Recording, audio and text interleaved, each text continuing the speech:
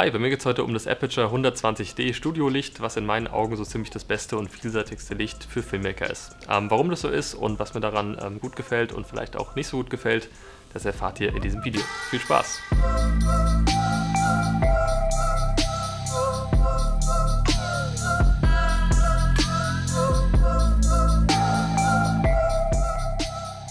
Erstmal vorneweg, das Licht wurde mir zugeschickt von Aputure, allerdings ohne Vorgaben und es wird jetzt auch keine bezahlte Produktplatzierung, sondern es wurde einfach zu Testzwecken zugeschickt. Wir fangen erstmal an mit dem Lieferumfang und der ist ganz gut bei diesem Licht. Wir haben zum einen eben hier dieses Licht, was übrigens hervorragend verarbeitet ist, das also aus Aluminium und fühlt sich sehr, sehr wertig und robust an. Ich glaube, so schnell kriegt man das nicht kaputt.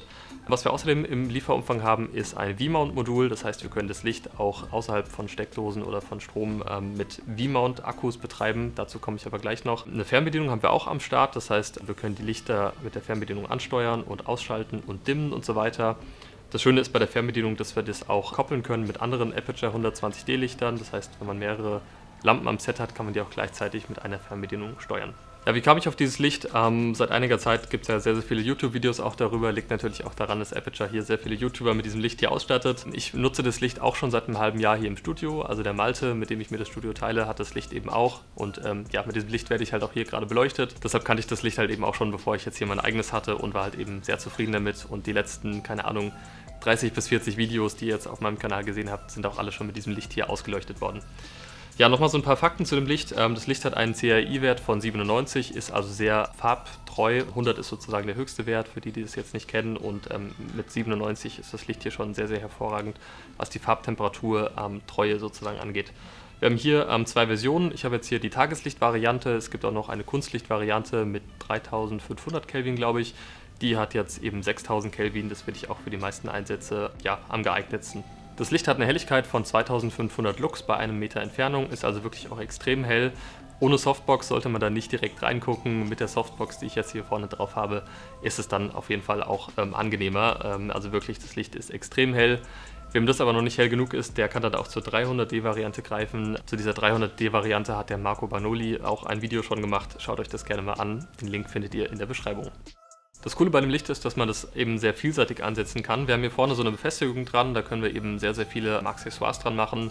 Klassischerweise nutzt man das mit so einer Softbox. Ich habe jetzt hier den Light Dome von Aputure, das ist eben so die Original-Softbox von Aputure. Ich muss sagen, wir haben jetzt hier im Studio seit einem halben Jahr auch so eine andere Softbox von Jinbei und die finde ich so ein bisschen softer noch und so ein bisschen besser vom Licht her. Und der Light Dome hat auch den Nachteil, dass er sehr kompliziert aufzubauen ist. Halt eben so ein Gefummel und wenn man den jeden Tag wirklich auf- und abbauen muss, macht das nicht allzu viel Spaß. Mittlerweile gibt es aber auch den Nachfolger davon, also die zweite Version von dem Light Dome, der kostet natürlich entsprechend ein bisschen mehr. Den kann man aber auch ganz leicht auf- und zusammenfalten. Ansonsten kann man das auch zum Beispiel für die Dreipunktbeleuchtung als Spitzlicht vom Hintergrund nehmen oder es gibt noch verschiedene Fremdhersteller-Accessoires. Also man kann ganz, ganz viele verschiedene Accessoires da vorne dranhängen und letztendlich kann man das wirklich für jede Einsatzmöglichkeit dann eben nutzen. Was für mich besonders cool ist, wenn ich zum Beispiel Musikvideos outdoor drehe, ist, dass ich eben das Licht mit einem V-Mount-Akku betreiben kann.